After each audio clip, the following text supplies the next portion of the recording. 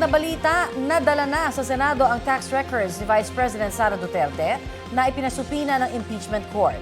Dinala ng ilang tauhan ng Bureau of Internal Revenue at inaasahang formal na tatanggapin ng Clerk of Court ng impeachment court. Bukod sa tax records, ngayong araw din ang deadline para isumite ang iba pang bank at anti-money laundering council records ng BICE at ng kanyang asawang si Attorney Manasseh Carpio. Gayon din po ang records ng ilang kumpanyang iniuugnay sa kanila. Ang ipinasabpina na financial records ay maaaring maging bahagi ng ebidensya sa Article 2 o tungkol sa umunoy hindi maipaliwanag na yaman ng BICE na hindi raw idineklara ng buo sa Statement of Assets, Liabilities and Net Worth o SALN.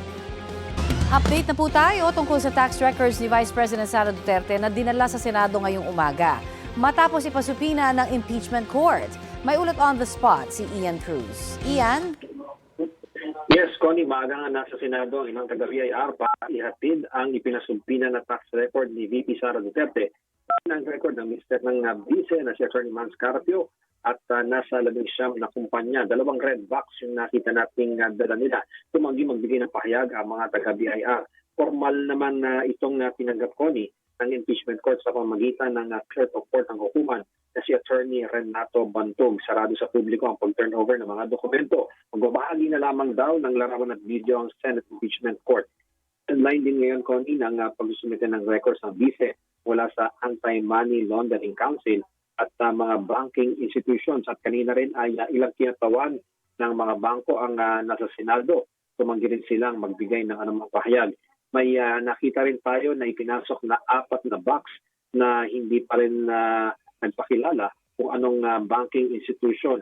Ayon naman, Connie, kay Kabataan Representative Renico, ang gusto raw masagot na tanong sa mga ipinasumpina na bank sa tax records ay ang makita ang full picture ng yaman ni VP Sara Duterte. Nasa Senado si Congresswoman Ko bilang bahagi ng due diligence ng House Prosecution Panel sa pag-turnover ng mga ipinasumpina ng dokumento. May tiwala raw sila sa impeachment court pero nais lamang nilang matiyak na nadala na sa Senado ang mga ipinasumpina ng dokumento at maobserbahan na nagagawa ang proseso ayon sa umiiral na rules. Wala raw informasyon sa ngayon si Ko kung may basbas na ba ng Pangulong Marcos na buksan ang tax records ni VP Sara, pero anya, nariyan man ang authorization o wala, naniniwala siyang may kapangyarihan ng impeachment court na tingnan ang mga dokumento na kinakailangan nila. Balik sa iyo, Connie. Ano ang gagawin at saan dadalhin ang mga makukuhang dokumento ng impeachment court, Ian?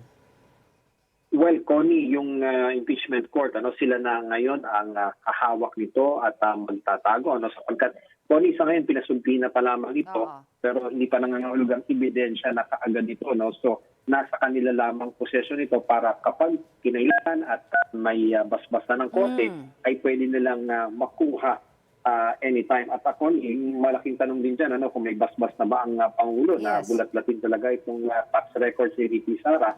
At tinanungan natin dyan si Congresswoman Ko, pero sabi niya, personally ay wala pa silang alam kung may pahintulot ng ba ang Pangulo ukol dyan. At we understand, Connie, na habang nag-uusap tayo ngayon, ay nagsasagawa pa rin ang mga proseso itong si Secretary Bantog, kasama yung ilang taga-bangko at ang impormasyong nakuha natin, hindi lang ngayong umaga may mag-submit na mga records, meron ding nakaschedule mamayang hapon dahil ginawa daw ng Clerk of Court ay hindi pinagsabay-sabay itong schedule ng mga bangko. Parang siyempre ma-accommodate sila ng mas mabilis kung may specific time sila na schedule sa pagpunta dito sa Senado ko.